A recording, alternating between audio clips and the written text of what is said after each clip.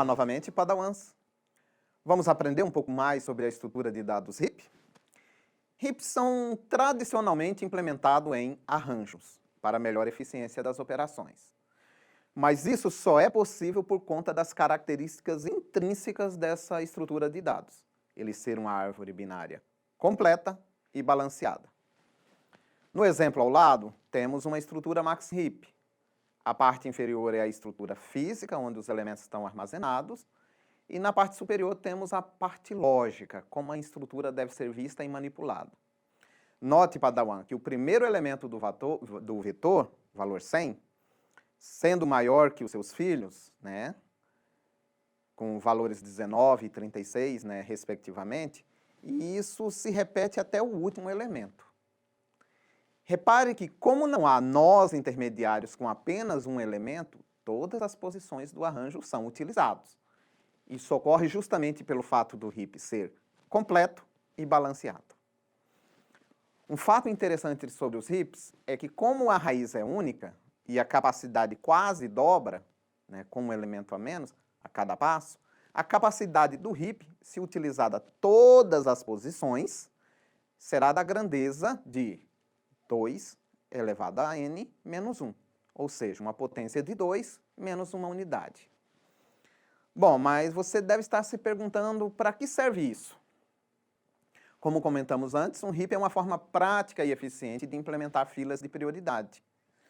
Para isso, basta retirar o elemento de maior prioridade, removendo a raiz, e em seguida substituí-la, né, pelo último elemento. E substituir pelo último elemento não vai ferir a propriedade de heap? Vai. Nesse momento, você vai reorganizar o heap para ajustar. A necessidade de substituir pelo último elemento é para garantir que o heap continue completo e balanceado. Bom, mas eu tenho que trocar pelo último e tenho que reorganizar? Como é que eu faço isso? Para se manter organizado, a estrutura heap conta com 2 procedimentos: corrige descendo e corrige subindo. O corrige descendo é um processo que, caso um elemento seja menor que um de seus filhos, efetua-se a troca dos valores desses nós e repete-se o processo no nó filho. Esse processo é utilizado na retirada da raiz, por exemplo. O corrige subindo é um processo que, caso um elemento seja maior que seu pai, efetua-se a troca de valores e repete-se o processo no nó pai.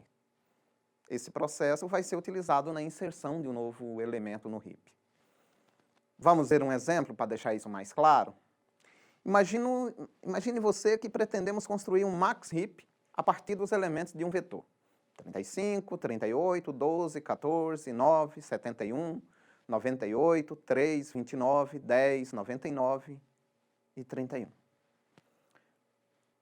Precisaríamos de um heap com capacidade teórica para 15 elementos, caso quiséssemos usar todas as folhas possíveis, né? Mas iremos alocar apenas 12 posições, que é a quantidade de elementos do vetor. Como é que vamos fazer isso? Inicialmente, copiamos os dados no heap sem nos preocuparmos com a propriedade principal, de que o pai é maior que seus filhos. Mas vai ser necessário corrigir o heap. Para corrigir o heap, vamos utilizar a corrigir descendo, indo da primeira metade dos elementos no arranjo, a metade superior na árvore, até a raiz. No nosso exemplo, o procedimento é do elemento 71 até a raiz 35. Percebam que os demais nós, após o 71, não possuem filhos. Portanto, é inútil chamar o corrige descendo. Por isso que é justamente na metade superior. Pelo fato do heap ser completo e balanceado, sempre metade dos elementos serão folhas. Portanto, a correção é sempre da metade superior até a raiz. Assim, da metade superior até a raiz, cada nó é comparado com seus 2 possíveis filhos. Caso os filhos não sejam maiores que o pai, nada ocorre e o processo parcial encerra-se, indo para o próximo nó. No nosso exemplo, verificamos inicialmente o elemento 71, que não sofre alterações, pois seus filhos são menores. Caso o nó tenha algum filho maior, como 9, ele é trocado pelo maior dos filhos, no caso 99. E o processo se repete no nó que teve o filho trocado. O processo de correção vai ocorrer até chegar um nó folha ou não haver mais trocas. O próximo elemento a ser analisado é o 14, que possui um filho com maior valor, o 29. E aí ambos precisam trocar de lugar, utilizando o procedimento de corrige descendo. Continuando nossa arrumação, indo agora ao 12, quando os filhos são maiores que o pai, escolhe-se o maior deles, no caso o nó com valor 98 troca de lugar com o pai, e o processo se encerra porque o nó filho ali, ele é folha. Então, termina a corrige descendo, né?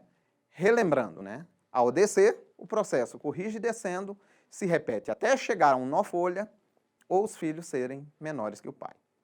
Isso vai ocorrer com o nó 38, que irá trocar com 99 e encerrar o procedimento corrige descendo.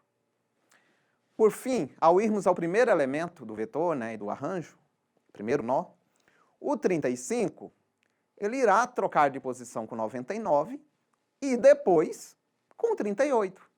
Aqui temos um exemplo claro que o corrige descendo verifica não apenas o elemento processado, mas seus filhos. Como seus filhos agora são menores, o corrige descendo nesse nó é encerrado. E assim, como já aplicamos corrige descendo da metade até a raiz, temos que o RIP está montado e o maior elemento encontra-se na raiz. O que acabamos de fazer foi pegar um vetor com vários elementos e construir um RIP baseado nesses valores. Para isso, não se esqueçam, aplicamos a corrige descendo da metade superior do RIP até sua raiz. Por enquanto é só, pessoal. Em nosso próximo vídeo, exemplificaremos a retirada e inserção de elementos. Aguardo vocês e que Aslan nos acompanhe.